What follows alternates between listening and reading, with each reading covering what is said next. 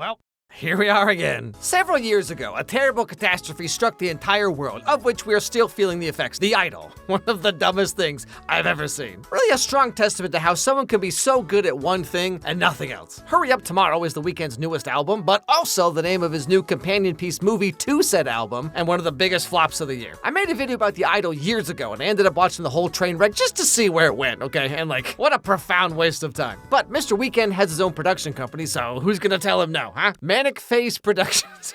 Hey guys, I want to make movies about how hard it is to be me. So I made my own production company. Self-tortured artist who capitalizes on toxic behavior and lacks all self-awareness.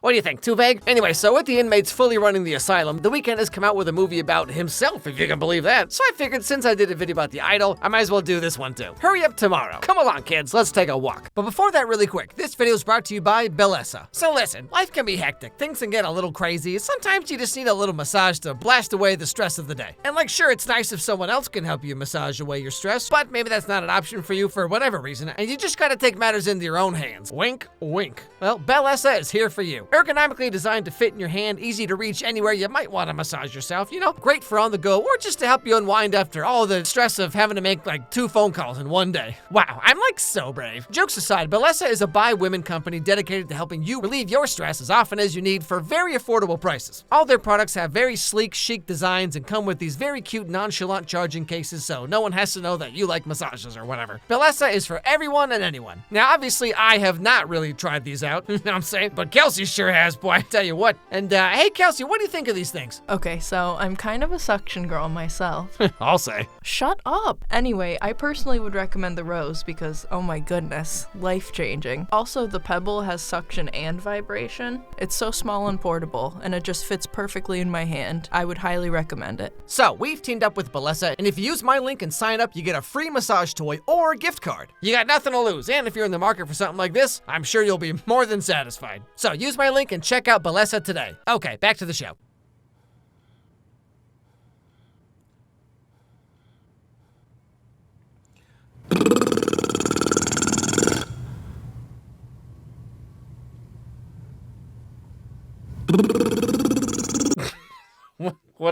What a shot to open on. Why is this man so sweaty? I love how the shutter speed of the camera makes it look like his lips are just moving in slow motion. Very art, much symbolic, truly a deep metaphor. So our main character, Abel, is a huge world-renowned musician who's getting ready to go on stage and perform. And of course, everyone around him is trying to get him all pumped up for the big show, you know? Whoa!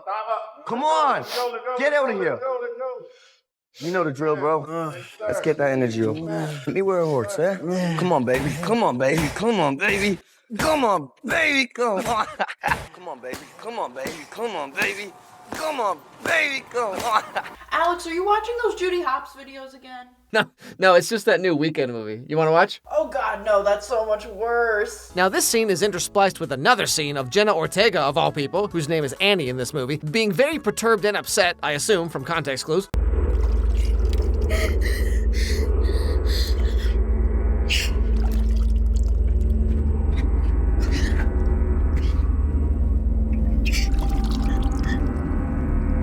Yeah, this is kind of how Kelsey gets when I tell her, no, honey, you cannot stack donuts on it today. But you know, to be fair, I grew up in Sioux City, Iowa, okay? Which is really not that different than where Annie is right now, so like, I get it. All there really is to do there is set things on fire or hang out at the local Hollister, which was like peak shopping when I was there. So she sets the house on fire and drives away, listening to her favorite Weeknd songs, as you do. This movie apparently takes place in a world where no other musical artist exists. Every car, every gas station, everyone only listens to The Weeknd. Truly, the darkest timeline. Anyway, so she gets more gas in her tank and she drives off to go see The Weeknd, as we see on her phone.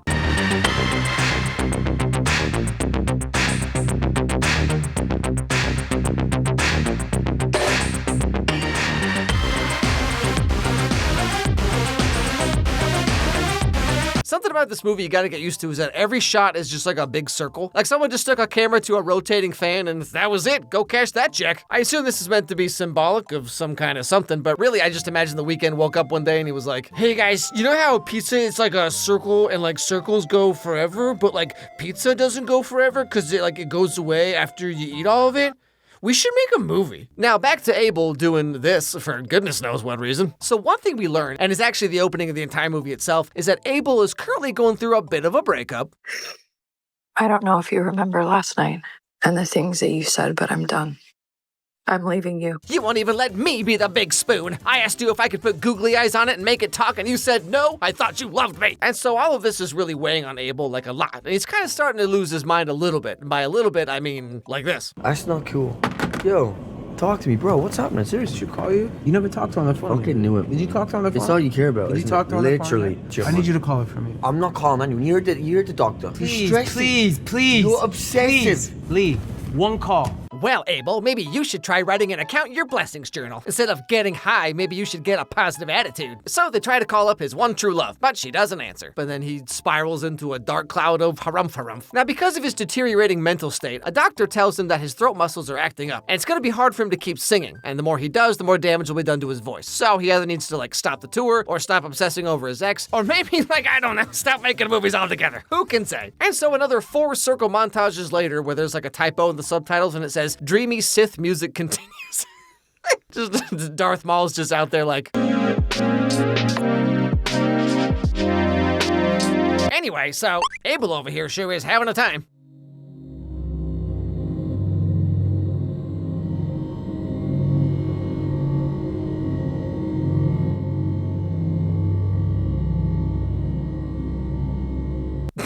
I'm sorry, what is this shot? Yeah, I'm kind of going through a hard time right now, can you tell? And so his psyche is unraveling because of the breakup, and he hasn't slept at all, and who knows how long, so he's starting to see the Hat Man, you know what I'm saying?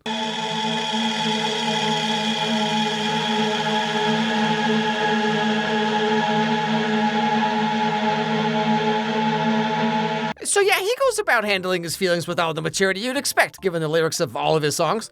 You're in my side. You think you won? Oh, you think you won? You didn't win. Because I'm still alive. I'm still here. Just so you know, I'm doing perfectly fine without you, okay? I don't even think about you anymore. I actually just called you by accident right now, okay? I was trying to call the big dumb fart face story, and the call went straight to your phone. I'm done. I'm done for the night. What happened? Say it. That bitch. I get it now. No, it's my voice, okay? Listen to the doctor. I can't sing. Lip sync. Who do you work for, huh? Me, right? You know, can I just say, being a musician celebrity handler seems like the absolute worst job I could ever imagine. Just talking them down every 45 minutes. It's like 2 high school girls outside of a house party. And I just don't know anymore. Look, Stephanie, I'm so sorry they changed the song in the middle of your favorite Taylor Swift track, but you're so pretty and brave and amazing, and you're such a good friend. You know what? You're right. I'm going back in there and having all the nachos I want. Night after night, these people come here for you. You're not a normal human, bro. Get that in your head. I know you feel like it right now that you are, but you're not. I'm not asking a normal person to go out there and perform. I'm asking a supernatural being, man. Sorry, I love how The Weeknd wrote and produced a movie where everyone tells him how amazing he is. You're not a normal human, bro. Get that in your head. I know you feel like it right now that you are, but you're not. I'm not asking a normal person to go out there and perform. I'm asking a supernatural being, man. This movie could have been the greatest comedy of all time if this dude just had 10% self-awareness. Anyway, so finally, around the 45-minute mark, the movie actually starts going somewhere. No joke, in the first 45 minutes, all that happens is Abel got dumped and Annie burns her house down. This movie is so much of nothing happening. It's just a bunch of artsy shots of a sweaty weekend that go on for way longer than they need to. Ew, don't look at me. The heck are you doing right now? Anyway, so Abel goes on to do the concert that night, but he ends up not being able to sing because of the aforementioned throat issues he's having.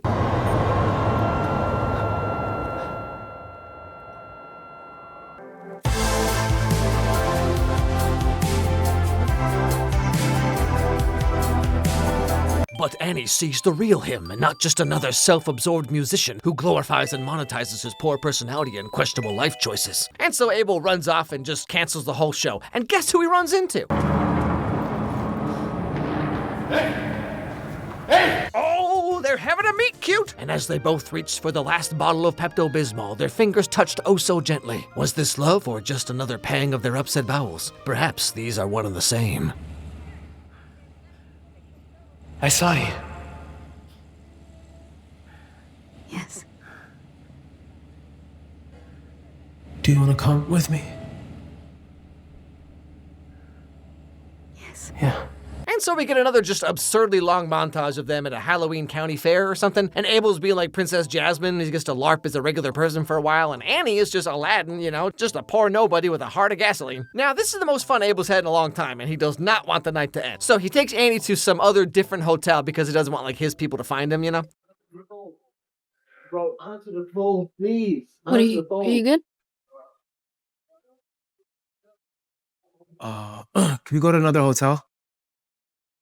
Like a nice one? Yeah, and can you make sure it's one of those hotels that has like a hilariously large gap between the floor and the door? And if the continental breakfast does not have mini muffins that taste like sand, I'm getting my money back. And then they spend the rest of the night, you know, talking about feelings and stuff. You want to hear something? It's not done, so don't judge me. It's too late.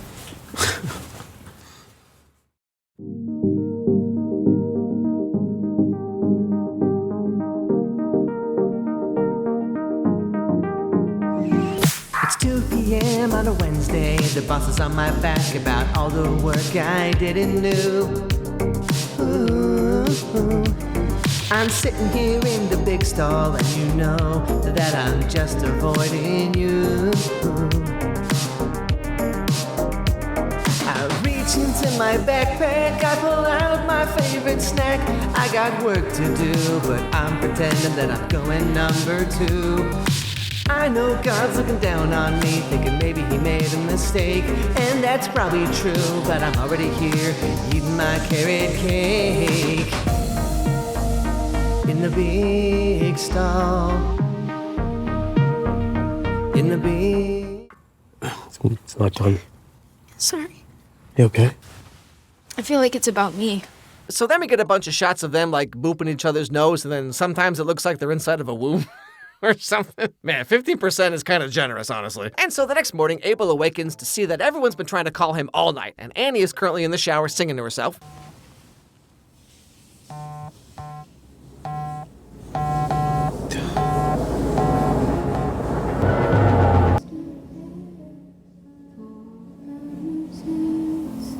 Macaroni in a pot, that's some wet. So like I said, it's the morning after they do the Devil's Tango. I assume, because I mean, it's Jenna Ortega, you know what I'm saying? And as you might imagine, this was all kind of just Abel blowing off some steam, trying to get out of his head, you know? And hey, Annie's clearly a big fan of his, and she gets to tell all her friends that she smashed the Weeknd, so like, everybody wins, you know what I'm saying?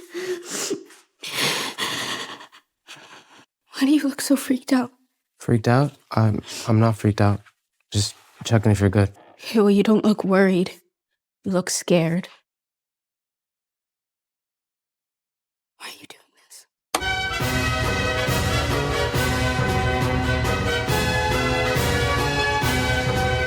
Yeah, jeez. Oh boy. You just had to go and bang the 22-year-old, huh? You said that you needed this. You said that this made you feel better. I'm not gonna watch and stand by and let you hurt yourself. Shut the Shrek? up! Shut up! What are you doing? I have to go right now. I'm getting calls. What is this scene?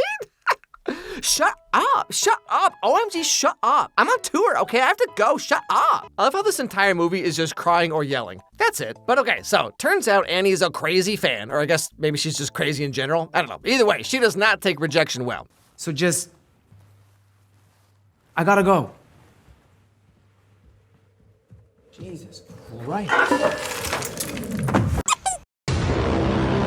And so Abel wakes up tied to his bed, and Annie is just going on and on about who knows what. Be honest with yourself. Tell me the truth, and I will set you free. Hey, where are you going? Untie me. You know, your music is a lot more personal than people realize. Huh? Sorry, what was that sound? Huh? Huh? The Weeknd seriously made a movie where he gets kidnapped by a crazy obsessed fan, and then she tells him about how emotional and amazing his songs are. And then she proceeds to torture him with his own music. It's actually a really emotional song. Emptiness, separation, heartbreak. And then you hurt her. And she broke your heart. Maybe we want to talk about that? You know, the way you treated them? The way you treated me? We'll do another song. No, please. Please. Now, at first I thought this was going to be one of those things where like Annie is actually just all in his head and she's a manifestation of his guilt or his repressed whatever the heck. But she gets a call from her mom who's freaking out about the house burning down. Psh, why are parents so dramatic? Hey. How could you do this? What's wrong with you? Mom.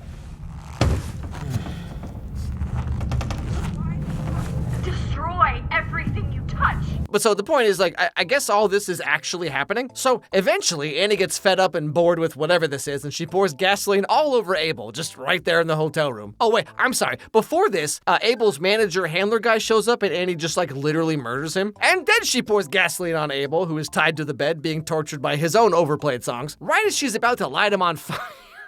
I'm sorry, just like, how is this a real movie? So she's about to light him on fire, then he finally like breaks and he sings a new song from his new album, Hurry Up Tomorrow, in stores now.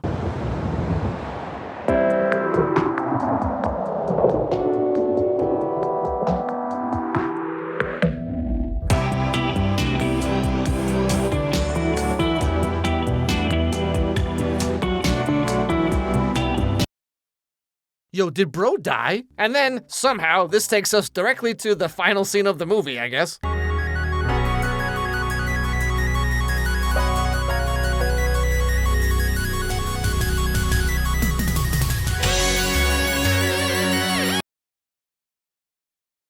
What the fuck? You know how hard it is to get a movie made? Like how many approval processes and like rungs up the ladder you have to go? But like this is what happens when you only have yes men around you and literally zero sense of humor. This is just the most self-indulgent piece of garbage I've ever seen. Like, dude, just jerk off, you know? Like it would save you so much time. But yeah, so I don't even know how to end this, really. The heck even was all this? You know, whenever I see stuff about like The Weeknd or Kanye West or any of these people who like who just like have this like absurd seriousness with which they take themselves, I always imagine like, what if I took my own videos or my own like art like as seriously as they do? Like, could you imagine like I'm having this emotional breakdown? It's like I'm not gonna draw a bald little baby man with a tummy ever again. And Kelsey's like, you're gonna draw it. The people are waiting. They need you.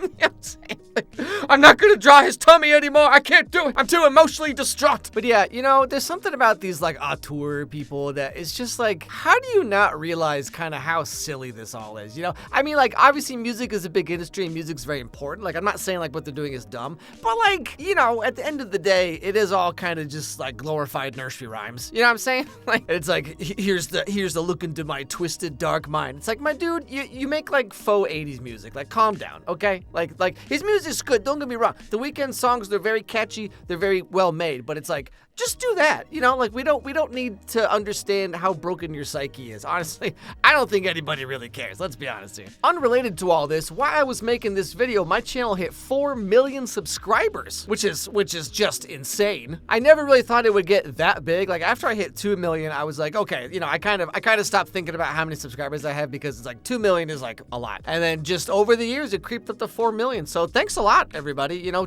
almost just in time for my 10-year YouTube anniversary, which is mid-July. Thank you all so much for watching, and I hope y'all keep enjoying the videos because I like making them. I'm having a great time. So I hope y'all stick around.